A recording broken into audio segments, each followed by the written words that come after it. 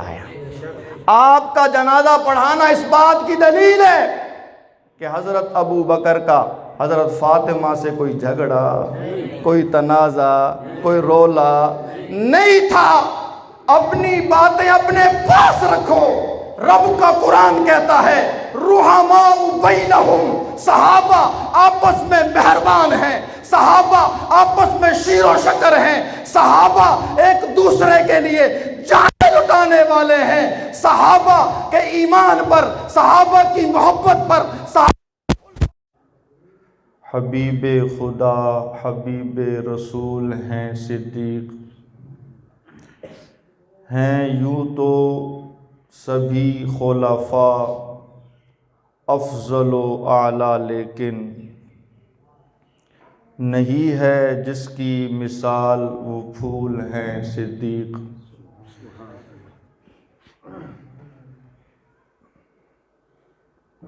انتہائی قابل صد احترام سامعین ذی اعظام، اللہ رب العزت کی توفیق سے آپ حضرات سے گفتگو کرنے کا موقع مل رہا ہے۔ رب تعالیٰ کے حضور دعا ہے اللہ تعالیٰ مجھے حق اور سچ بیان کرنے کی توفیق نصیب فرمائے، اور ہمیں قرآن و سنت کی باتوں پر عمل کرنے کی توفیق بھی نصیب فرمائے۔ جمادی الثانی کا مہینہ ہے۔ جمادی الثانی کی 22 تاریخ کو خلیفہ بلا فصل سیدنا ابو بکر صدیق رضی اللہ تعالی عنہ کا یوم وصال ہے۔ اسی مناسبت سے چند باتیں خلافت صدیق رضی اللہ تعالیٰ عنہ کے عنوان سے آپ کی خدمت میں رکھنے کا ارادہ رکھتا ہوں۔ اللہ تعالیٰ مجھے توفیق نصیب فرمائے۔ قرآن کریم کی سورۃ النور کی آیت میں نے تلاوت کی ہے، وعد اللہ الذین آمنوا منکم وعملوا الصالحات۔ اس آیت کریمہ میں اللہ تعالیٰ نے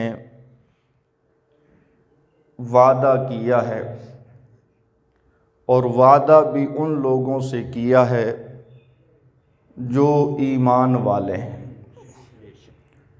اور اعمال صالحہ کے پابند ہیں۔ وعدہ کیا ہے؟ اللہ تعالیٰ فرما رہے ہیں کہ میں تمہیں خلافت عطا کروں گا۔ معلوم ہوا کہ خلافت یہ عطیہ خداوندی ہے، خلافت یہ وعدہ خداوندی ہے، اور یہ انہیں نصیب ہوتی ہے جو ایماندار ہوں اور جو اعمال صالحہ کے پابند ہوں۔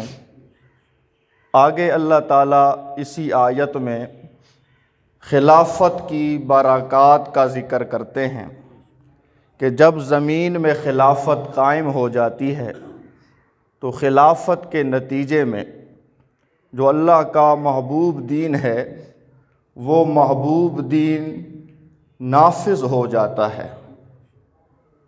وَلَيُبَدِّلَنَّهُمْ مِنْ بَعْدِ خَوْفِهِمْ أَمْنًا، اور پورا معاشرہ امن کا گہوارہ بن جاتا ہے۔ خلافت کے قائم ہونے سے دین غالب ہو جاتا ہے اور پورے معاشرے میں امن و امان قائم ہو جاتا ہے۔ نکتے کی بات یہ ہے کہ اللہ تعالیٰ اس آیت میں یہ فرما رہے ہیں وعد اللہ الذین آمنوا منکم، اللہ نے وعدہ کیا ہے ان لوگوں سے جو ایمان لائے، منکم تم میں سے، منکم یہ جو کم ضمیر ہے یہ خطاب کے لیے آتی ہے، اور خطاب کیا جاتا ہے حاضر کو۔ تو جب یہ آیت اتر رہی تھی اس وقت حاضر کون لوگ تھے؟ صحابہ کرام تھے۔ تو منکم کا خطاب صحابہ کرام کو ہے۔ اللہ نے وعدہ کیا منکم، تم سے، یعنی کن سے؟ صحابہ سے۔ صحابہ کا ذکر اللہ نے بعد میں کیا، صحابہ کے ایمان کا ذکر اللہ نے پہلے کیا۔ وعد اللہ الذین، وعدہ کیا اللہ نے ان لوگوں سے، آمنو، جو ایمان لے آئے، منکم، تم میں سے۔ تو یہاں خود رب تعالیٰ نے صحابہ کو ایماندار ہونے کا سرٹیفکیٹ عطا فرمایا۔ وَعَمِلُوا الصَّالِحَاتِ، صحابہ ایماندار بھی ہیں اور اعمال صالحہ کے پابند بھی ہیں۔ قرآن نے صحابہ کو ایماندار بھی کہا، نیکوکار بھی کہا، اور آگے اللہ تعالیٰ فرما رہے ہیں صحابہ میں تمہیں خلافت عطا کروں گا۔ تو جنہیں اللہ نے خلافت عطا کی ان کی خلافت کو ہم باطل نہیں کہہ سکتے، ان کی خلافت ایسے ہی حق ہے جیسے اللہ کی ذات حق ہے۔ حضرت ابو بکر صدیق کی خلافت حق ہے، حضرت عمر فاروق کی خلافت حق ہے، حضرت عثمان غنی کی خلافت، حضرت علی المرتضیٰ کی خلافت، حضرت حسن کی خلافت، حضرت امیر معاویہ کی خلافت۔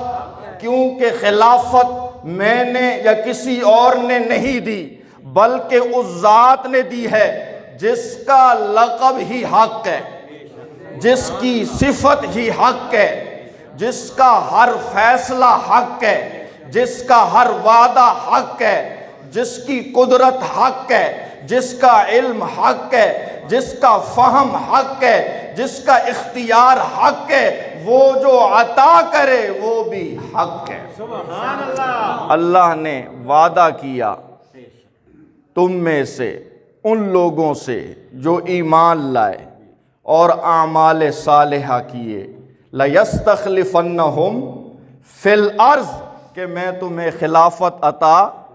یہ قرآن کی آیت ہے، اس آیت میں اللہ نے خلافت کا وعدہ کیا ہے۔ ہمارا یہ عقیدہ اور ایمان ہے، قرآن کی کوئی بات جھوٹی، قرآن کا کوئی وعدہ جھوٹا، یہ وعدہ اللہ نے کیا، قرآن میں کیا، یہ وعدہ پورا ہوا کہ یا کوئی نہ ہوا؟ یہ وعدہ پورا ہوا جب اللہ تعالیٰ نے حضرت ابو بکر صدیق رضی اللہ تعالیٰ عنہ کو میرے نبی کی جانشینی عطا فرمائی۔ سبحان اللہ۔ آپ صلی اللہ علیہ وسلم کے بعد اگر خلافت کے حقدار تھے تو وہ حضرت ابو بکر رضی اللہ تعالیٰ عنہ تھے۔ آپ کی جو ذات میں خوبیاں تھیں، آپ کے جو کمالات تھے، آپ کے جو کارنامے تھے، وہ اس قدر عظیم ہیں کہ آپ جیسے کمالات کسی کے پاس نہیں ہیں۔ بخاری شریف کی حدیث ہے، محمد بن حنفیہ رحمت اللہ علیہ حضرت علی رضی اللہ تعالی عنہ کے صاحبزادے اپنے بابا حضرت علی رضی اللہ تعالی عنہ سے سوال کرتے ہیں، ای الناس خیر بعد النبی صلی اللہ علیہ وسلم، ابا جان نبی صلی اللہ علیہ وسلم کے بعد انسانوں میں سب سے بہتر انسان کون ہیں؟ تو حضرت علی رضی اللہ تعالی عنہ نے جواب دیا، ابا بکر و عمر، رسول پاک کے بعد انسانوں میں سب سے بہتر انسان حضرت ابو بکر ہیں۔ حضرت عمر ہیں۔ بیٹا کہتا ہے ابا جان آپ کا نمبر کون سا ہے؟ آپ نے فرمایا میں تو اسلام کا ایک ادنا خادم ہوں۔ بخاری شریف میں یہ حضرت علی رضی اللہ تعالیٰ عنہ کا فرمان موجود ہے۔ حضرت علی یہ فرما رہے ہیں کہ رسول پاک کے بعد سب سے بہتر انسان کون ہیں؟ حضرت صدیق اکبر رضی اللہ تعالیٰ عنہ ہیں۔ پھر میرے پیارے نبی کی زندگی میں حضرت ابو بکر صدیق رضی اللہ تعالیٰ عنہ نے جو ذمہ داری نبھائی ہے وہ کیا ہے؟ آپ صلی اللہ علیہ وسلم نے اپنا مسلح جیتے جاگتے اپنی زندگانی میں اپنے ہوش و حواس کے ساتھ حضرت ابو بکر صدیق کو عطا کی۔ سبحان اللہ۔ آپ صلی اللہ علیہ وسلم بیمار ہو گئے، طبیعت سنبھل نہیں رہی۔ جمعرات کا دن ہے، وفات سے 4 دن پہلے عشاء کی نماز کا وقت ہو گیا۔ آپ صلی اللہ علیہ وسلم نے مسواک منگوائی، وضو کے لیے پانی منگوایا، مسواک لائی گئی، پانی لایا گیا، آپ وضو فرمانے لگے، غشی طاری ہو گئی، آپ بھی ہوش ہو گئے۔ جب آپ کو ہوش آیا تو آپ نے پوچھا اصلی الناس، کیا لوگوں نے نماز پڑھ لی ہے؟ آپ صلی اللہ علیہ وسلم کو جواب دیا گیا لا یا رسول اللہ وہم ینتظرونک، اے اللہ کے رسول لوگوں نے نماز نہیں پڑھی، مسجد نبوی آپ کے عاشقوں سے بھری ہوئی ہے، آپ کا انتظار کیا جا رہا ہے، آئیے نماز پڑھائیے۔ آپ نے فرمایا مسواک لے کر آؤ، پانی لے کر آؤ۔ جب مسواک لایا گیا، پانی لایا گیا، پھر سے غشی طاری ہو گئی، آپ کو ہوش آیا، آپ نے وہی سوال دہرایا اصلی الناس، کیا لوگوں نے نماز پڑھ لی ہے؟ جواب ملا لا یا رسول اللہ وہم ینتظرونک۔ تیسری مرتبہ بھی جب آپ نے مسواک منگوائی، وضو کے لیے پانی منگوایا، آپ پر غشی طاری ہو گئی، آپ کو ہوش آیا، آپ نے پوچھا اصلی الناس، کیا لوگوں نے نماز پڑھ لی ہے؟ جواب ملا لا یا رسول اللہ وہم ینتظرونک، اے اللہ کے رسول لوگوں نے نماز نہیں پڑھی ہے، وہ آپ کا انتظار کر رہے ہیں۔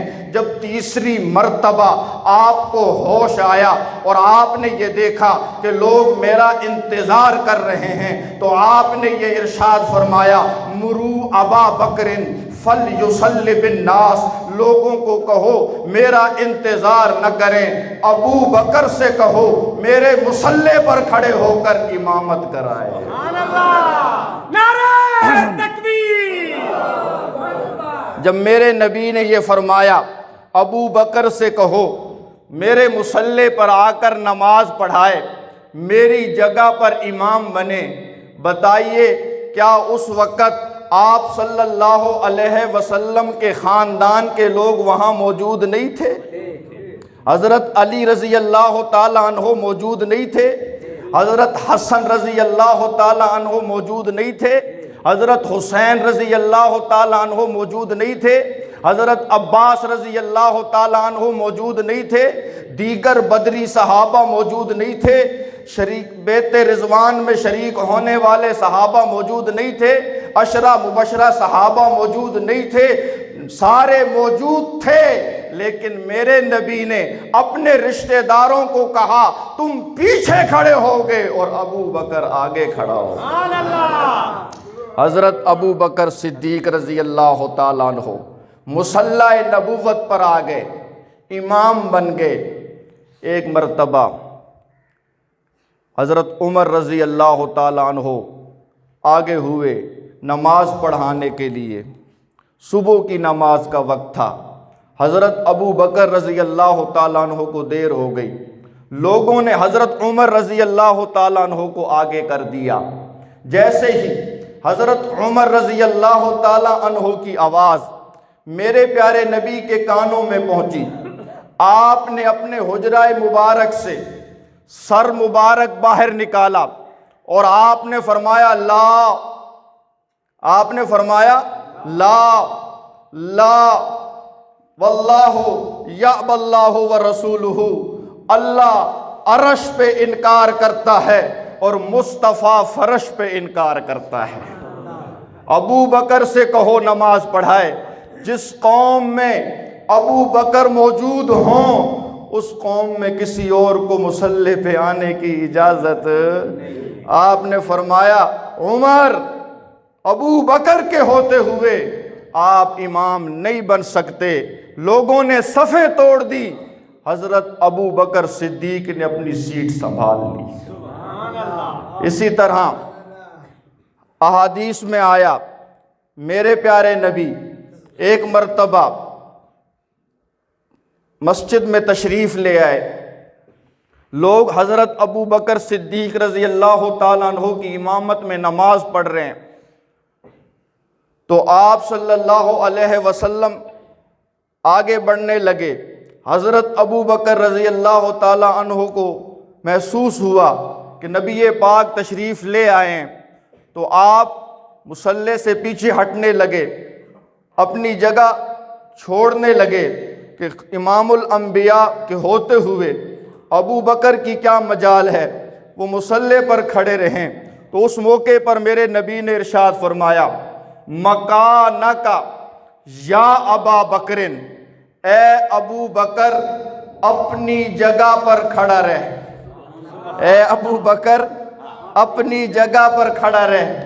سبحان اللہ، ابھی میرے نبی حیات ہیں، دنیا سے آپ نے رحلت نہیں فرمائی، جگہ تو آپ کی ہے، مصلی تو آپ کا ہے، لیکن آپ اپنی زندگی میں یہ فرما رہے ہیں مکانک، اپنی جگہ پر کھڑا رہ۔ آپ بتانا یہ چاہ رہے ہیں کہ اے ابو بکر میرے بعد اب یہ تیری جگہ ہے، سبحان اللہ، میرے بعد اب یہ تیری جگہ ہے، اپنی جگہ پر کھڑا رہ۔ حضرت ابو بکر صدیق رضی اللہ تعالی عنہ امام بنے رہے اور امام الانبیاء حضرت ابو بکر کے مقتدی بن گئے۔ سبحان اللہ، روایات سے یہ ثابت ہے کہ حضرت ابو بکر صدیق رضی اللہ تعالیٰ عنہ کی امامت میں نبی پاک نے نماز ادا کی۔ سبحان اللہ، تو یہ اعزاز بھی حضرت ابو بکر صدیق کو حاصل ہے کہ آپ امام الانبیاء کے بھی امام بن گئے۔ یہاں عقیدے کی بات سمجھتے جاؤ، حضرت ابو بکر صدیق مصلی سے پیچھے ہٹ گئے، آپ صلی اللہ علیہ وسلم آگے بڑھے اور آپ نے نماز کو پورا کیا۔ کیوں کہ جو سچا عاشق ہوتا ہے وہ نبی کے ہوتے ہوئے خود مصلی پر نہیں آتا، خود منبر پر نہیں آتا۔ جہاں نبی موجود ہوں وہاں غیر نبی کو امام بننے کی اجازت نہیں ہے۔ آج لوگوں کو یہ پڑھایا جاتا ہے دم بدم پڑھو درود، حضرت بھی ہیں یہاں موجود۔ معاذ اللہ، امام الانبیاء صلی اللہ علیہ وسلم کو حاضر اور ناظر سمجھا جاتا ہے، یہ عقیدہ رکھا جاتا ہے کہ نبی پاک ہر جگہ موجود ہیں، ہر ایک کو دیکھ رہے ہیں۔ اگر یہ تیرا عقیدہ صحیح ہے کہ نبی ہر جگہ موجود ہیں تو جہاں نبی موجود ہوں وہاں ابو بکر بھی امام نہیں بن سکتا، پھر تو کس منہ سے امام بن گیا؟ تو یا تو عقیدہ چھوڑ دے یا مصلی چھوڑ دے، یا عقیدہ چھوڑ دے یا، اگر عقیدہ تیرا یہ ہے کہ نبی موجود ہیں تو پھر نبی کے ہوتے ہوئے تجھے مصلی پہ آنے کی اجازت نہیں، یا عقیدہ چھوڑ دے یا مصلی چھوڑ دے، دونوں میں سے ایک چیز کو چھوڑنا ہوگا، کیونکہ امام الانبیاء جہاں موجود ہوں وہاں کسی اور کو امام بننے کی اجازت نہیں ہے۔ حتیٰ کہ معراج کے سفر میں مسجد اقصیٰ میں 1,24,000 انبیاء موجود تھے، سارے نبی پیچھے تھے، میرے نبی آگے تھے، مصلی خالی تھا۔ حضرت جبریل نے آپ کا ہاتھ پکڑا اور آپ کو مصلی پر کھڑا کر دیا۔ کہ جہاں امام الانبیاء موجود ہوں وہاں ابراہیم خلیل اللہ بھی امام، اسماعیل ذبیح اللہ بھی امام، موسیٰ کلیم اللہ بھی امام، عیسیٰ روح اللہ بھی امام نہیں بن سکتے۔ صحیح اسلامی عقیدہ یہی ہے، لا حاضر الا اللہ، لا ناظر الا اللہ۔ حاضر ناظر ہونا یہ خاصہ ہے تو صرف کس کا؟ اللہ کے علاوہ کوئی حاضر ناظر۔ حضرت ابو بکر صدیق رضی اللہ تعالیٰ عنہ نے ایک نہیں 17 نمازیں پڑھائی ہیں میرے نبی کی زندگی میں۔ میرے نبی کا اپنی زندگی میں اپنا مصلی حضرت ابو بکر کے حوالے کرنا دلیل ہے اس بات کی کہ میرے بعد خلیفہ حضرت ابو بکر ہوں گے۔ میرے بعد خلیفہ، جب نبی پاک کا انتقال ہوا بڑا مشکل وقت تھا، کائنات کا سب سے بڑا صدمہ سانحہ رونما ہو گیا، پوری کائنات سوگوار ہو گئی، امام الانبیاء کا انتقال ہو گیا، وحی کی آمد کا سلسلہ رک گیا۔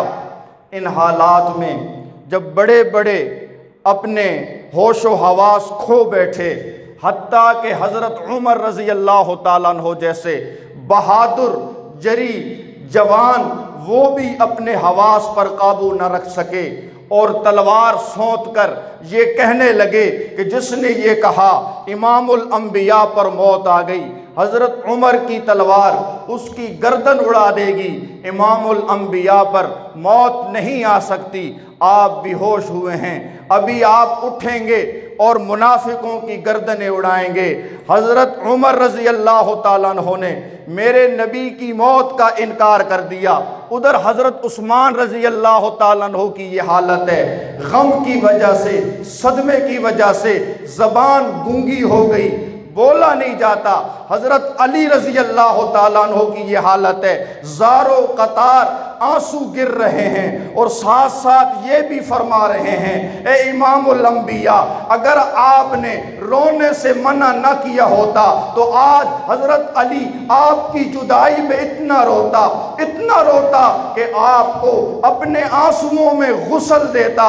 جب ہر کوئی ہمت ہار چکا تھا، جب ہر ایک کے ہوش و حواس گم ہو چکے تھے، اسلام کی کشتی ہچکولے کھا رہی تھی، قربان جائیے اس وقت حضرت ابو بکر صدیق نے اسلام کی کشتی کا ملاح بن کر نہ ہی اس اسلام کی کشتی کو سلامت رکھا بلکہ سلامتی کے ساتھ کنارے پر پہنچایا۔ جب بڑے بڑے ہوش و حواس کھو بیٹھے، حضرت ابو بکر صدیق نے اپنے ہوش و حواس پر قابو رکھا، باہر گئے ہوئے تھے، اطلاع ملی نبی پاک دنیا سے رخصت ہو گئے۔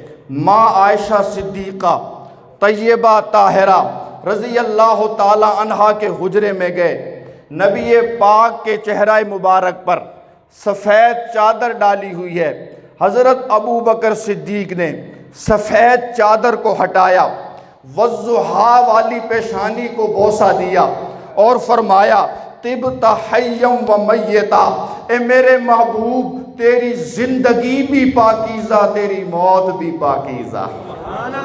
اور فرمانے لگے واہ خلیلہ واہ حبیبہ، اے میرے دلی دوست، اے میرے محبوب، تو مجھے چھوڑ کر اس دنیا سے رخصت ہو گیا۔ پھر فوراً مسجد نبوی میں تشریف لے آئے، نبی پاک کے منبر پر جلوہ افروز ہوئے، سامنے صحابہ موجود ہیں جن کے دل ٹوٹے ہوئے ہیں، زارو قطار آنسو بہہ رہے ہیں، حضرت عمر تلوار لیے سامنے کھڑے ہیں، نبی پاک کی موت کا انکار کر رہے ہیں۔ حضرت ابو بکر صدیق حضرت عمر سے فرماتے ہیں رسلک یا عمر، اجلس یا عمر، اے عمر ٹھہر جاؤ، اے عمر بیٹھ جاؤ۔ عمر سنتے ہی نہیں ہیں، حضرت ابو بکر صدیق نے خطبہ دینا شروع کیا۔ میرے نبی کی وفات کے بعد یہ صدیق اکبر کا پہلا خطبہ ہے۔ حضرت ابو بکر صدیق نے اپنے خطبے کا آغاز یوں کیا، من کان یعبد منکم محمدن فإن محمدن قد مات ومن کان یعبد اللہ فإن اللہ حی لا یموت، لوگوں تم میں سے جو محمد کی عبادت کیا کرتا تھا وہ سن لے، آج محمد پر موت آ چکی ہے، اور تم میں سے جو اللہ کی عبادت کیا کرتا تھا اللہ آج بھی زندہ ہے جس پر کبھی موت نہیں آئے۔ یہ کون فرما رہے ہیں؟ یہ کون فرما رہے ہیں؟ نبی پاک کی موت کا اعلان کون کر رہے ہیں؟ تو پھر پہلے مماتی کون ہیں؟ بولو، پہلے مماتی کون ہیں؟ جو حضور کی موت کو مانے، جو حضور کی موت کا اعلان کرے، جو حضور کی موت کا پرچار کرے، وہ مماتی ہوا کرتا ہے۔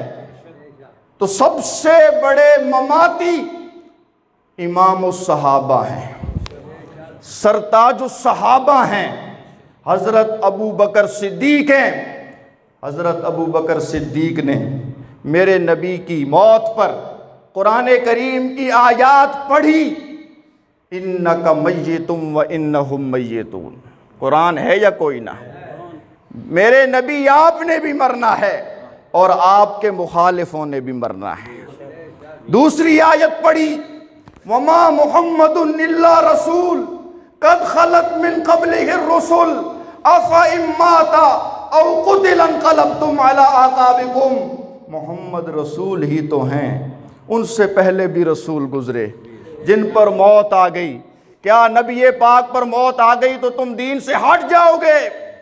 حضرت ابو بکر صدیق نے جیسے ہی قرآنی آیات پڑھنا شروع کی، حضرت عمر رضی اللہ تعالیٰ عنہ کے ہاتھ سے تلوار گر گئی، فرمانے لگے رحم اللہ ابا بکر، اے ابو بکر اللہ تجھ پر رحم کرے، تو نے قرآن پڑھ کر میری آنکھیں کھول دی ہیں، میں تو غافل تھا، میں تو بھول میں تھا، مجھے یہ یاد ہی نہ رہا کہ اللہ نے میرے نبی سے موت کا وعدہ کیا تھا۔ میرے نبی پر موت آ چکی، چنانچہ میرے نبی کے بعد صحابہ کرام نے سب سے پہلے جس مسئلے پر اجماع کیا وہ وفات النبی ہے۔ وہ کون سا مسئلہ ہے جی؟ امت کے اجماع کی بات کر رہا ہوں۔ آج لوگوں کو بڑا شوق ہے اجماع امت کا، اور ہمیں دھمکانے کے لیے، ہمیں ڈرانے کے لیے ہمیں کہہ دیتے ہیں جی ایک طرف دیکھو جی امت ہے، اکثریت ہے، امت کا اکثر طبقہ اس طرف ہے، امت کی اکثریت اس طرف ہے، اجماع امت اس طرف ہے۔ تم اپنے اجماع اپنے پاس رکھو، تمہیں اپنے بزرگوں کا اجماع مبارک، ہمیں صحابہ کا اجماع مبارک۔ صحابہ کا اجماع حجت ہے، آج کے بزرگوں کا اجماع حجت، آج کے مولویوں کا اجماع حجت حجت ہے تو صحابہ کا اجماع حجت ہے۔ صحابہ کرام کا سب سے پہلے اجماع میرے نبی کی وفات پر ہوا۔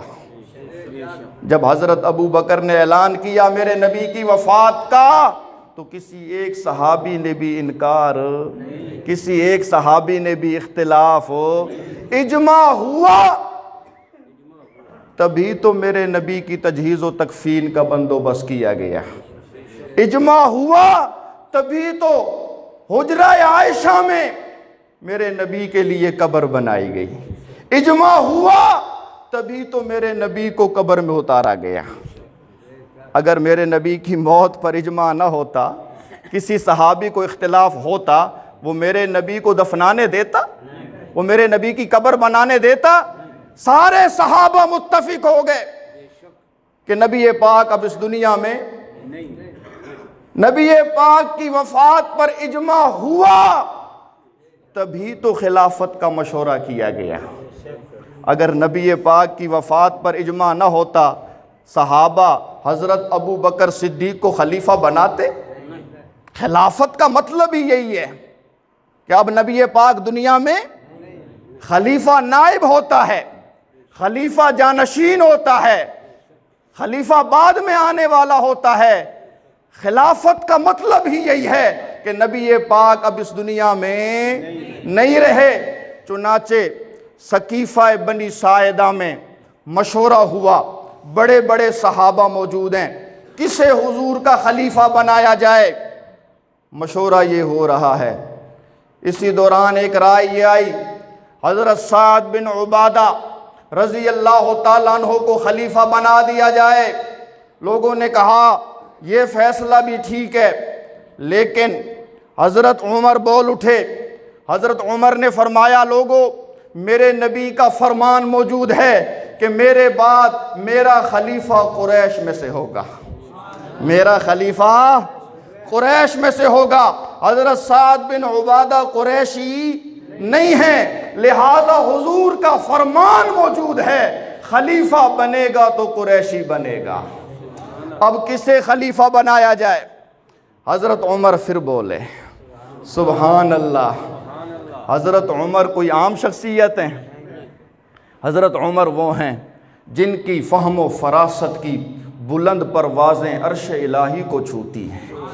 قرآن میں 22 سے زائد مقام ایسے ہیں جو بول عمر کے ہیں، الفاظ قرآن کے ہیں۔ جو عمر نے فرش پہ کہا، رب نے اسے عرش پہ قرآن بنا دیا۔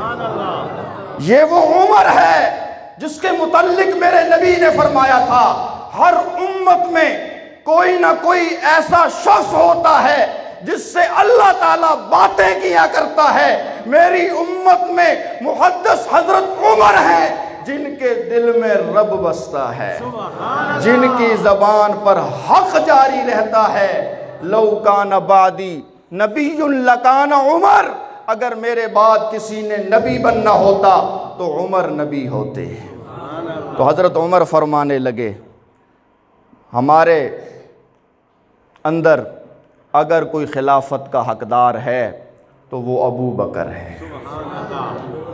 اپنی ذاتی رائے سے نہیں کہا، اپنی ذاتی خواہش سے نہیں کہا، حضرت عمر رضی اللہ تعالیٰ عنہ نے استحقاق خلافت صدیق پر اللہ کے قرآن کو دلیل بنایا۔ حضرت عمر فرمانے لگے، 4 خصوصیات ایسی ہیں حضرت ابو بکر رضی اللہ تعالیٰ عنہ میں جو کسی اور صحابی میں نہیں ہے۔ پہلی خصوصیت یہ ہے کہ رب نے ہجرت کے سفر میں حضرت ابو بکر کو ثانی اثنین کہا ہے۔ ثانی اثنین صرف حضرت ابو بکر ہیں، حضرت ابو بکر کے علاوہ اور کوئی ثانی اثنین نہیں ہے۔ قرآن نے حضرت ابو بکر کو نبی کا ثانی کہا ہے۔ جو نبی کا ثانی ہے وہی نبی کے بعد خلیفہ بلا فصل ہے۔ دوسری خوبی یہ ہے کہ قرآن نے حضرت ابو بکر صدیق کو میرے نبی کا صحابی کہا ہے۔ یہ واحد شخصیت ہے جس کی صحابیت پر قرآن مہر لگاتا ہے۔ اذ یقول لصاحبہ، جب میرے نبی اپنے صحابی سے کہہ رہے تھے، بات ہو رہی ہے ہجرت کے سفر کی۔ ہجرت کے سفر میں میرے نبی کے ساتھ کون تھا؟ میرے نبی جسے فرما رہے تھے وہ کون تھے؟ تو قرآن نے میرے نبی کے صحابی حضرت ابو بکر کے لیے صحابی کا لفظ بولا ہے، لہذا حضرت ابو بکر کی صحابیت قرآن سے ثابت ہے۔ جو حضور کا قرآنی صحابی ہے وہی حضور کے بعد خلیفہ بلا فصل ہے۔ تیسری وجہ ترجیح، حضرت عمر فرمانے لگے، قرآن کریم میں اللہ تعالیٰ نے حضرت ابو بکر کے لیے اپنی معیت کا اعلان کیا۔ ان اللہ معنا، بے شک اللہ ہم دونوں کے ساتھ ہے۔ ہجرت کے سفر میں میرے نبی کیا فرما رہے ہیں؟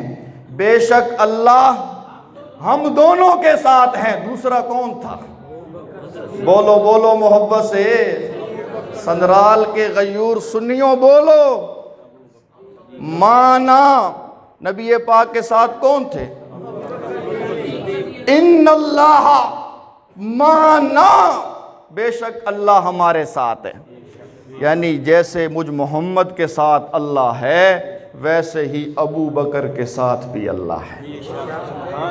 حضرت عمر فرماتے ہیں جسے اللہ کا ساتھ حاصل ہو وہی میرے نبی کے بعد خلافت کا حقدار ہے۔ چوتھی وجہ ترجیح، حضرت عمر نے فرمایا میرے نبی اپنی زندگی میں اپنا مسلح حضرت ابو بکر کو دے کے گئے، چاہتے تو حضرت علی کو دے جاتے، چاہتے تو دیا ہے تو ابو بکر کو دیا ہے۔ تو جسے اللہ کے نبی نے ہماری دینی کاموں کا امام بنایا، دنیاوی کاموں کا امام بھی اسے ہی ہونا چاہیے۔ جو دینی معاملات میں ہمارا امام بنا اسے ہی یہ حق حاصل ہے کہ وہ دنیاوی معاملات میں ہمارا خلیفہ بنے۔ یہ 4 وجہ ترجیح ہیں جو حضرت عمر نے پیش کی ہیں، اپنی طرف سے نہیں پیش کی، قرآن سے پیش کی ہیں، میرے نبی کی سیرت سے پیش کی ہیں۔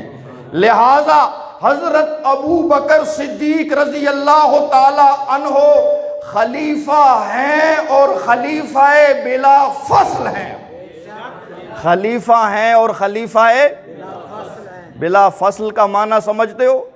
حضور کے بعد خلیفہ کون ہیں؟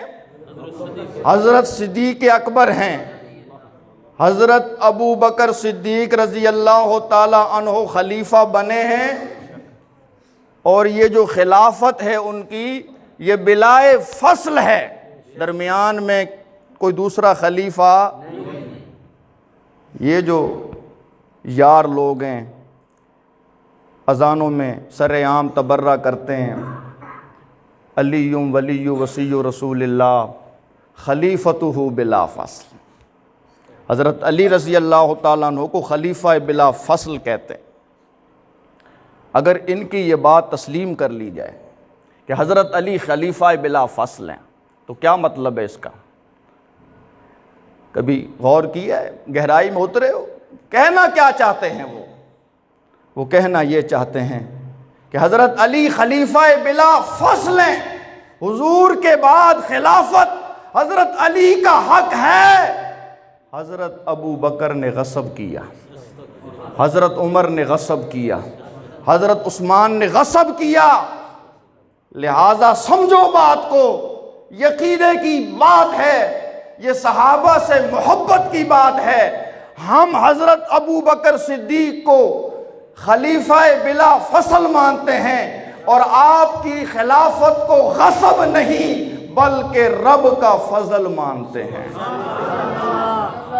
اگر حضرت ابو بکر صدیق رضی اللہ تعالیٰ عنہ ناحق خلیفہ ہوتے، غاصب خلیفہ ہوتے، ظالم خلیفہ ہوتے جیسا کہ تم کہتے ہو، تو مجھے بتاؤ حضرت علی رضی اللہ تعالی عنہ حضرت ابو بکر کے ہاتھ پر بیعت کرتے؟ حضرت علی رضی اللہ تعالی عنہ حضرت ابو بکر کے اقتداء میں نمازیں پڑھتے؟ اگر حضرت ابو بکر کی خلافت غاصبانہ ہے، ظالمانہ ہے، آمرانہ ہے، جابرانہ ہے، تو بتاؤ پھر حضرت علی نے حضرت ابو بکر سے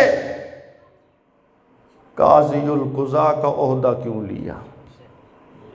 قاضی القضاء کا عہدہ، خلافت حضرت ابو بکر کی ہے، قاضی حضرت علی ہیں۔ جھٹلا سکتے ہو تو جھٹلاؤ، کسی میں ہمت ہے جھٹلانے کی؟ حضرت علی قاضی تھے یا کوئی نہ؟ حضرت علی چیف جسٹس تھے یا کوئی نہ؟ حضرت علی عہدے پر تھے یا کوئی نہ؟ حضرت علی قاضی القضاء بنے ہیں، حضرت علی چیف جسٹس بنے ہیں، حضرت علی نے عہدہ قبول کیا ہے۔ یہ دلیل ہے اس بات کی کہ حضرت علی بھی حضرت ابو بکر کو خلیفہ بلا فصل مانتے تھے۔ مانتے تھے یا کوئی نہ؟ حضرت علی شجاع ہے، حضرت علی فاتح خیبر ہے، حضرت علی بہادر ہے، حضرت علی کسی سے ڈر نہیں سکتے، کسی سے دب نہیں سکتے، کسی کے سامنے جھک نہیں سکتے۔ اگر خلافت حضرت علی کا حق ہوتا حضرت علی حضرت ابو بکر سے ہاتھ بولو بھائی ملاتے؟ تم نے کہانیاں بنائی، لوگوں کو ورغلایا کہ جی سیدہ فاطمہ الزہرا، سب کہہ دو رضی اللہ تعالی، بڑی عظیم عورت ہے، حسن و حسین کی اماں ہے، حضرت علی کی زوجہ ہے، میرے نبی کی لخت جگر ہے، نور نظر ہے، الفاطمہ بضعۃ منی، میرے نبی نے فرمایا فاطمہ میرے جگر کا ٹکڑا ہے، جس نے فاطمہ کو تکلیف دی اس نے مجھ محمد کو تکلیف دی، الفاطمہ سیدۃ نساء اہل الجنہ، فاطمہ جنتی عورتوں کی سردار ہے۔ سبحان اللہ سبحان اللہ۔ تم کہتے ہو کہ حضرت ابو بکر کے دور میں حضرت فاطمہ معاذ اللہ دھکے کھاتی رہی، روتی رہی، حضرت فاطمہ کو حق نہیں دیا حضرت ابو بکر نے، باغ فتح کی کہانیاں بنائی ہوئی ہیں تم نے، چلو مان لیا حضرت ابو بکر صدیق نے ظلم کیا، حضرت فاطمہ کو حق نہ دیا، فدق ان کا حق تھا نہیں دیا، حضرت عمر نے ظلم کیا، فدق حق تھا انہیں نہیں دیا، حضرت عثمان نے ظلم کیا، فدق حق تھا انہیں نہیں دیا۔ سوال یہ ہے حضرت علی خلیفہ بنے یا کوئی نہ؟ حضرت علی خلیفہ بنے، باغ فدق کا اختیار حضرت علی کے ہاتھ میں آیا یا کوئی نہ؟ حضرت علی نے حضرت فاطمہ کو باغ فدق دیا؟ بولتے نہیں، اس میں وراثت جاری کی؟ اگر فدق حضرت فاطمہ کا حق ہوتا تو جب حضرت علی خلیفہ بنے فدق دیتے یا کوئی نہ؟ وارثوں کو بلاتے یا کوئی نہ؟ آج تمہیں ہمدردی ہے اہل بیت سے، تمہیں ہمدردی ہے حضرت فاطمہ سے، حضرت علی کو کوئی ہمدردی نہیں تھی، ایسے ہی کہنا چاہتے ہو؟ تم تو بولتے ہو حضرت فاطمہ کے لیے، تم تو آواز اٹھاتے ہو باغ فدق کے لیے، حضرت علی نے آواز کیوں نہیں اٹھائی؟ حضرت علی نے کیوں مطالبہ نہیں کیا؟ چیف جسٹس خود تھے، از خود نوٹس لے سکتے تھے یا کوئی نہ؟ بلاتے حضرت فاطمہ کو، کیا معاملہ ہے فدق کا؟ کیس سماعت کرتے یا کوئی نہ؟ فیصلہ بھی کرتے یا کوئی نہ؟ اگر فدق نہیں ملا قاضی کون ہے؟ بولو بولو، حضرت علی سے۔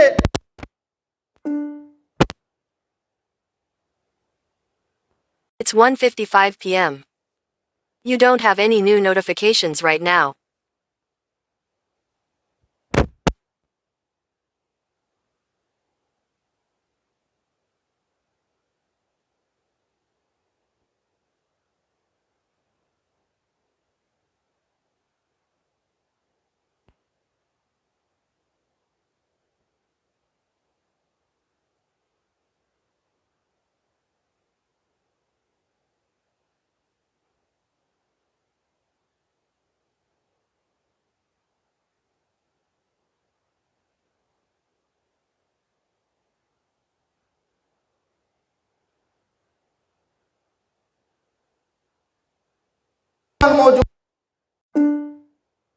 It's 1:56 p.m. نہیں You don't have ہوتی۔ any new notifications right now. It's 1:56 p.m. You don't have any new notifications right now. نہیں، جب وراثت ہی نہیں ہے تو پھر حصہ کس بات کا؟ پھر حصے دار کہاں سے آ گئے؟ جو نبی پاک نے اپنی زندگی میں باغ فدق میں کیا وہی حضرت ابو بکر نے کیا، وہی حضرت عمر نے کیا، وہی حضرت عثمان نے کیا، وہی حضرت علی نے کیا۔ اگر رسول پاک کی اتباع کرتے ہوئے باغ فدق میں وہی کرنا جو رسول پاک نے کیا، اگر یہ تمہیں ظلم نظر آتا ہے تو تم سے بڑھ کر کائنات کا بدترین کافر کوئی نہیں۔ بے شک کفر ہے یا کوئی نہ؟ رسول پاک کے فیصلوں کو ظلم کہنا کفر ہے یا کوئی نہ؟ جو باغ فدق میں نبی پاک نے کیا وہی حضرت ابوبکر نے کیا۔ تم اعتراض صحابہ پر نہیں، الزام صحابہ پر نہیں، امام الانبیاء پر لگانا چاہتے ہو۔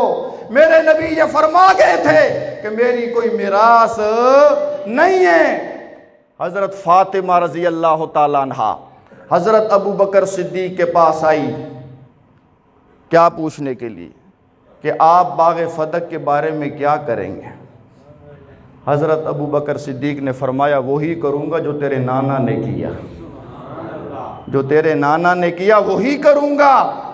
حضرت فاطمہ حضرت ابوبکر صدیق کے اس جواب سے مطمئن ہو گئی، اس جواب سے، اور پھر اس موضوع پر جیتے جی کبھی سوال نہیں کیا، کبھی مطالبہ نہیں کیا۔ لوگوں نے یہ سمجھا کہ حضرت فاطمہ اس کے بعد حضرت ابوبکر صدیق سے ناراض ہو گئی، بات چیت ختم ہو گئی۔ اس کے بعد حضرت فاطمہ نے کبھی بھی حضرت ابوبکر صدیق سے کلام نہیں کیا۔ بالکل صحیح ہے یہ، حضرت فاطمہ نے حضرت ابوبکر صدیق سے کلام باغ فدق کے بارے میں، کس کے بارے میں کلام نہیں کیا؟ باغ فتح کے بارے میں دوبارہ حضرت فاطمہ کہ حضرت فاطمہ کو حضرت ابوبکر صدیق نے نبی کی اتباع سکھائی، نبی کا فرمان دکھایا، نبی کی سیرت سنائی کہ جو نبی نے کیا وہی میں کروں گا، جو نبی نے کہا وہی میں کہوں گا۔ حضرت فاطمہ مطمئن ہو گئی، پھر کبھی بھی فدق کے بارے میں بات حضرت فاطمہ نے تو کبھی بھی نہیں کی جس کا حق تھا، اور یہ آج کے برساتی مینڈک ابھی بھی ٹاں ٹاں کر رہے پھر رہے ہیں۔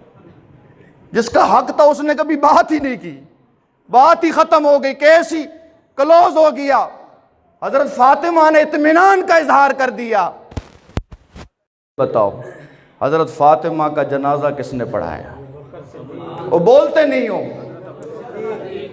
میری It's 2 p.m. You don't have any new notifications right now. لکھا کہ حضرت فاطمہ کا انتقال ہو گیا، حضرت فاطمہ کو غسل حضرت ابو بکر کی بیوی نے دیا، اور حضرت فاطمہ کا جنازہ حضرت ابو بکر نے پڑھایا۔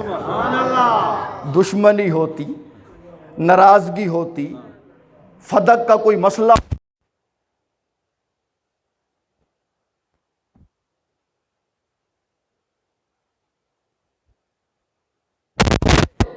سندرال والوں سے سوال کرتا ہوں، کیا آپ اپنے کسی عزیز کا جنازہ اپنے دشمن سے پڑھوائیں گے؟ جس نے آپ پہ ظلم کیا ہو، جس نے آپ کا حق مارا ہو، آپ اس کو کہیں گے کہ میرے بابا کا جنازہ پڑھاؤ، میری بیوی کا جنازہ پڑھاؤ؟ جنازہ اسی سے پڑھاؤ گے جس پر تمہیں اعتماد ہوگا، جس کے عقیدے پہ، کردار پر تم شک نہیں کرو گے، مطمئن ہوگے، اس سے جنازہ پڑھواؤ گے۔ پر جنتی ہونے پر قرآن نے مہر لگا دی ہے، تمہیں تمہاری کتاب مبارک، ہمیں رب کا قرآن مبارک۔ صحابہ شانی محمد مصطفیٰ، نعرہ تکبیر۔ من کنت مولا فعلی مولا سے خلافت ثابت نہیں ہوتی۔ تم نے لوگوں کو پٹیاں پڑھائی، نبی پاک نے فرمایا جس کا میں مولا اس کا علی مولا، لہٰذا حضرت علی پہلے خلیفہ۔ یہ لہٰذا والی پوچھل کہاں سے لگائی ہے؟ حدیث کے الفاظ تو صرف یہ ہیں، من کنت مولا فعلی مولا۔ It's 2:02 p.m. You don't have any new notifications right now. معنی ہوتا ہے دوست، مولا کا معنی ہوتا ہے محبوب۔